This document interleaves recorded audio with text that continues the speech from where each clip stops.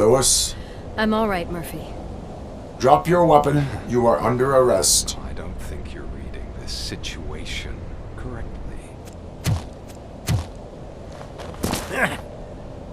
Thanks for the ride, big guy. It's the new guy in town. Welcome to Detroit. I assume you've seen our little TV spot. Short and sweet. You know the first rule of show business and drug dealing, right? Leave them wanting more. That's a rider you got there. Murphy? Something wrong, cop. Hey, so, I think it's time to get back to business. You fucking idiot. Your stupid stunt put a spotlight on me. Oh, you want to talk business? Here's a free lesson. You never, ever fuck with the money.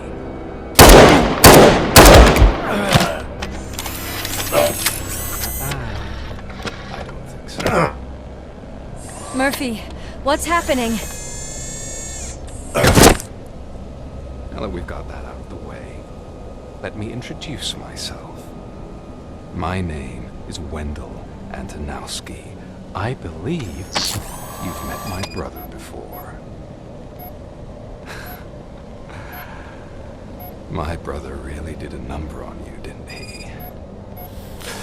But thanks to him, you've been given this great opportunity. What the fuck are you doing to him? There are people who would do anything to be in your position, to have your abilities, and yet you attach yourself to something that is the weakest in you, to the part that's still human. Imagine the pristine life you could lead without the things that limit you. Murphy, don't let him get inside your head! Like her. No attachments, no leverage. I admit, when I first heard that you were the reason my idiot brother was dead, I was furious.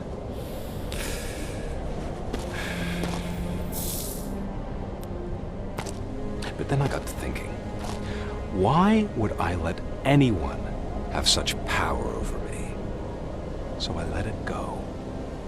And now, I'm here to help you do the same.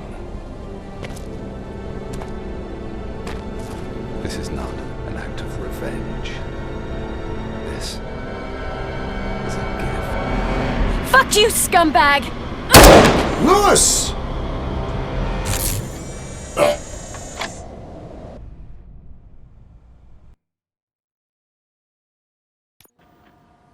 Another fucking glitch. What a shit show. Everything's ready. Switch him back on already. Lewis! Whoa, Robo. Calm down. He'll tear the equipment apart. Wendell Antonowski ran away and Lewis is in the hospital. What did you do? Just stand there and watch it as it happened? I want to see her. She's in surgery as we speak, so that's not gonna happen. Instead, you're gonna go through with your psych evaluation. Let me go! The old man wasn't happy that I let you skip your first session and was adamant that I make sure you attend this one. Especially since the problem of you malfunctioning is obviously persistent. So, Doctor, do your thing. What? Now? He's in no shape to be examined. I'm afraid that I must insist. This is highly unprofessional. I need to apprehend Wendell. I don't think you understand your options, Shiny. In that you don't have any.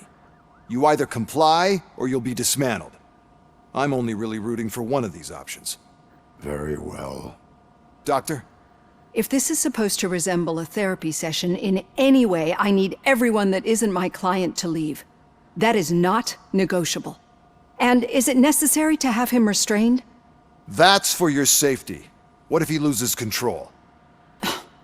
Exactly. If anything goes wrong, just use this reset button. One press, and he goes back to La La Land. Okay, let's leave the good doctor to work. And Robo, see me after this is over. I'm sorry it has to look like this. Are you at least sitting comfortably enough to have this conversation? My partner was shot, and I need to find the person responsible. You do.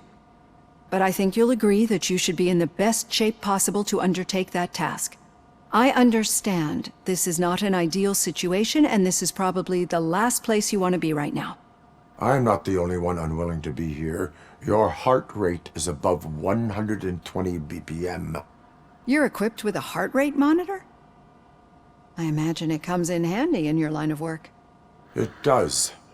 I agree this whole thing is happening rather fast, but we are both professionals at helping others. So how about we start again? My name is Dr. Olivia Blanche. Naturally, I've heard people refer to you by different names, but I'm curious to hear which one you prefer. My name is Alex Murphy. Then I'll call you Alex Murphy. I've worked with many police officers that have gone through traumatic experiences, but I think we can both agree that you are no ordinary police officer. How do you see your situation? I'm a police officer who was killed in the line of duty. I was given a second chance and resurrected inside this metal shell. Clinical death and waking up in a body that is not quite yours is a first for me too. In a patient, that is. But that's something that I've already learned from the reports. What I would much rather hear is how do you perceive yourself? Perceive? Yes. See, what I found immensely helpful in working with my patients is transparency. In order to help each other, we need to be able to see each other fully.